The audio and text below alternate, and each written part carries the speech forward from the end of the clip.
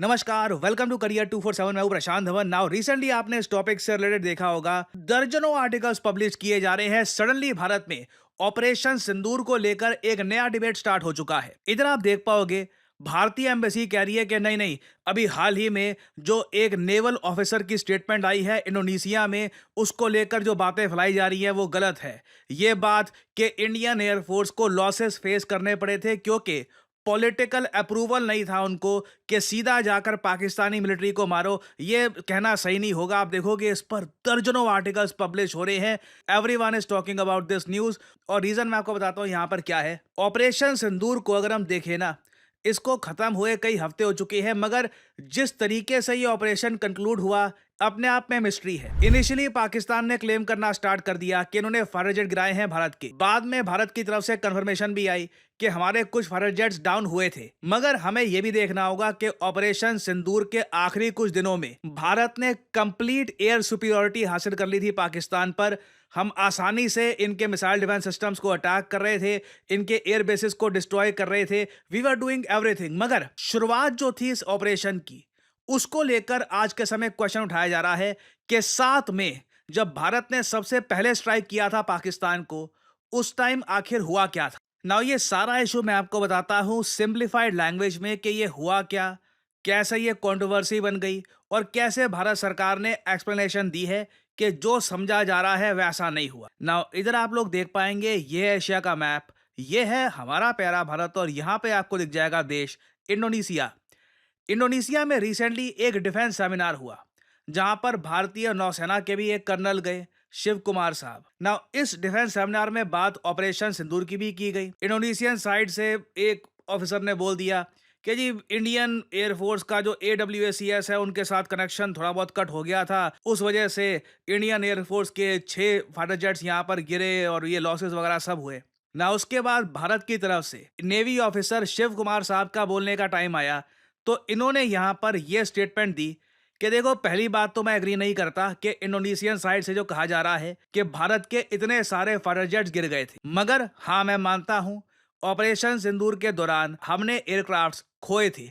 We did lose some aircrafts and that happened only because of the constraint given by political leadership to not attack the military establishment and their air defences. Now ये जो line है ये हर media house आज के समय coat कर रहा है कि शिव कुमार साहब ने इंडोनेशिया में ये कहा कि देखिए, पहले दिन में ना हमको ये कहा गया था कि सिर्फ आपको आतंकवादी जो कैंप्स है पाकिस्तान में उनको टारगेट करना है, जो हमने किया भी था पहले दिन में। भारतीय एयरफोर्स को इंस्ट्रक्शंस थी कि पाकिस्तान के एयर डिफेंसेस, इनकी मिलिट्री को अटैक नहीं करना, सीधा आतंकवादी जो है उनको मारना है। और इधर यहाँ पे आप देख पाओगे ये शिव कुमार साहब यहाँ पर एक्सप्लेन कर रहे हैं कि पाकिस्तान में जो सारी लोकेशंस है ना, यहाँ पे हमने इनको टारगेट किया है। और मैं कहूँगा ऑपरेशन सिंदूर में अनफॉर्चुनेटली इंफॉर्मेशन वॉरफेयर के बारे में मैं इसलिए बार बार बोलता हूँ। इंडोनेशिया में जाकर भी ना ये मैप दिखा करके कितने पाकिस्तान के ठिकानों पर हमने बॉम्बिंग करी, कितनी जगह हमने यहाँ पर स्ट्राइक्स करी,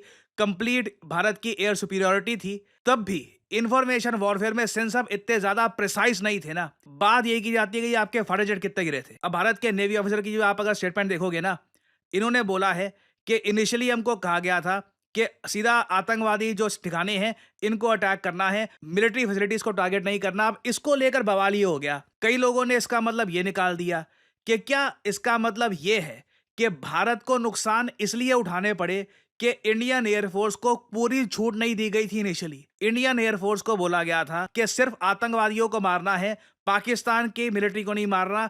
एक बार पाकिस्तान की मिलिट्री ने हमारी एयरफोर्स को टारगेट करना स्टार्ट कर दिया, उसके बाद हमने प्रॉपर जवाब दिया हमको। तो कहने का मतलब ये है, कई लोग जो सरकार की आलोचना यहाँ पर कर रहे हैं वो यहाँ पर ये कह रहे थे कि शुरुआत से ही अगर इंडियन एयरफोर्स को बोला जाता कि जाओ जाकर आतंकवादियों को भी मारो, पाकिस्तान की मिलिट्री को भी मारो, तो शायद इंडियन एयरफोर्स के लॉसेस उतने ना हो। अब इधर आप देख पाओगे इंडियन नेवल ऑफिसर की स्टेटमेंट इंडोनेशिया में। So India's counter response was again swift, precise, non-escalatory.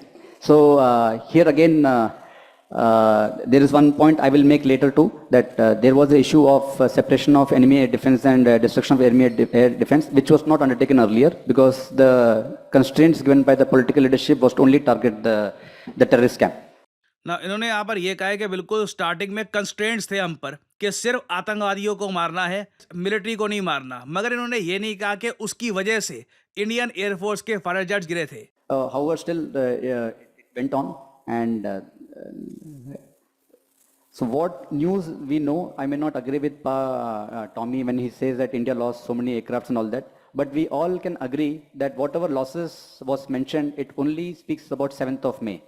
और आगे ये कहते हैं कि इंडोनेशिया के जो काउंटर पार्ट है यहाँ पर टॉमी, इससे पहले जो ये बात कर रहे थे, उन्होंने जो ये बात बोली है कि इतने लॉसेस हो गए भारत को, उससे भी एग्री करते नहीं है। बिल्कुल कुछ लॉसेस हुए थे भारत को, बट एग्जैक्टली कितने नंबर्स थे वो आज भी भारत ने दुनिया के सामने रखे हैं नहीं। अब ये इशू धीरे धीरे इतना बड़ा हो गया कि इंडोनेशिया में जो भारत सरकार की एम्बेसी है उनको एक्सप्लेनेशन देनी पड़ी। जो हमारे यहाँ पर नेवी के ऑफिसर हैं, इनको आउट ऑफ कॉन्टेक्स्ट कोट किया जा रहा है। इधर आप देख पाओगे, ये ऑफिशियल गवर्नमेंट स्टेटमेंट है कि रिसेंटली एक सेमिनार के दौरान इंडियन नेवी ऑफिसर ने जो स्टेटमेंट दी थी, इनको कोट किया जा रहा है out of context, and the media reports are a misrepresentation of the intention and the thrust of the presentation made by the speaker. The presentation conveyed that Indian armed forces serve under civilian political leadership unlike some other countries in our neighborhood. अब यहाँ पे देखिए, भारत सरकार ने ये बोला है कि नेवी ऑफिसर ये कह रहे थे कि हमारे यहाँ भारत में एक सिविलियन गवर्नमेंट है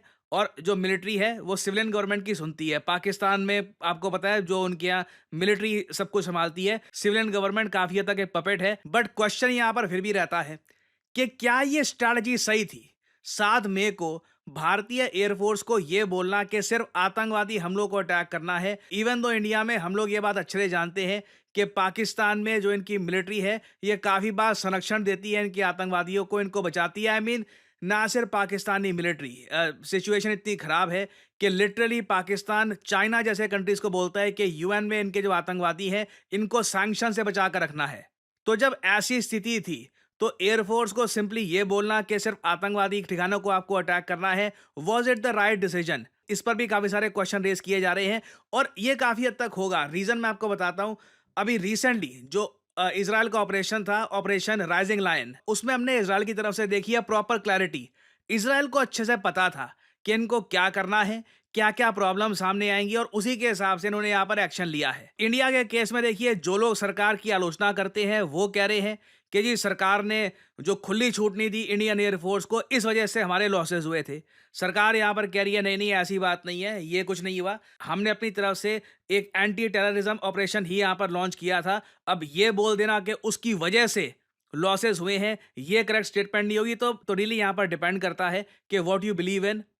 बट मुझको अभी उम्मीद ये है कि ऑपरेशन सिंदूर अभी भी समाप्त हुआ नहीं है।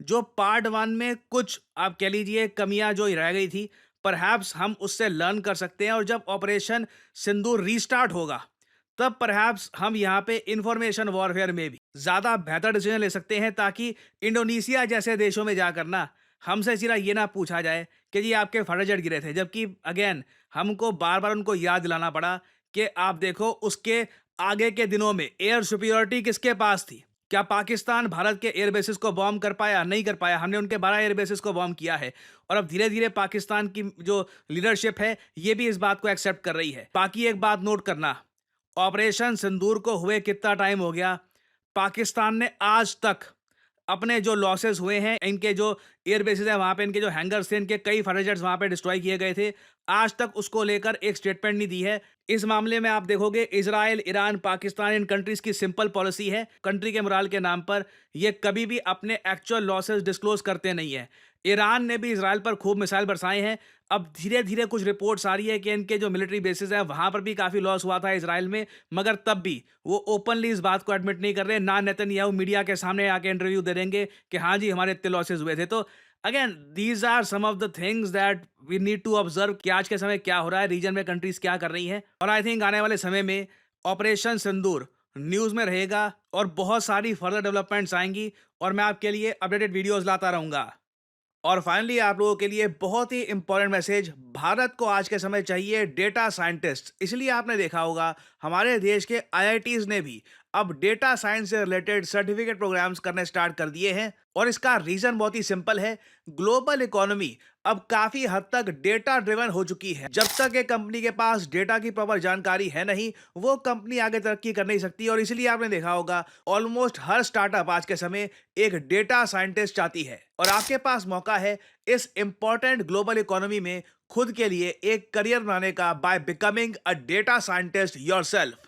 एज ए डेटा साइंटिस्ट पूरी दुनिया के दरवाजे आपके लिए खुले हैं। आप ICICI Bank, American Express, Accenture, किसी भी कंपनी में काम कर सकते हैं, क्योंकि फ्रैंकली डेटा साइंटिस्ट की आवश्यकता हर जगह आपको मिलेगी। और करियर 247 आपके लिए लेके आया है हमारा flagship data science and machine learning with generative AI course. हमने स्पेसिफिकली यहाँ पर जनरेटिव एआई को डाला है क्योंकि आज के समय बिना जनरेटिव एआई के डेटा साइंस और मशीन लर्निंग में आपको महारत नहीं मिल सकती। और इसलिए हमारा ऑनलाइन कोर्स चलेगा 6 महीने तक। यहाँ पर 260 आवर्स है लाइव क्लासेस की। यूजुअली देखिए क्या होता है, ज्यादातर जो भी कोर्सेस ऑनलाइन है आज के समय, क्योंकि डेटा साइंस का कोर्स गूगल दे रहा है, हार्वर्ड दे रहा है, ज्यादातर आपको मिलेगी प्री रिकॉर्डेड क्लासेस और उनकी भी क्वालिटी इतनी अच्छी नहीं होती। वेयरएज जब आपको लाइव क्लास मिलती है, आप खुद ओपनली टीचर से बात कर सकते हैं, एक वेबकैम या फिर एक माइक्रोफोन के जरिए आप उसी वक्त सवाल पूछ पाओगे कि सिलेबस में ये टॉपिक कब पढ़ाया जाएगा, आपको कौन कौन से टूल सीखने की आवश्यकता है, पांडास, Amazon वेब सर्विस,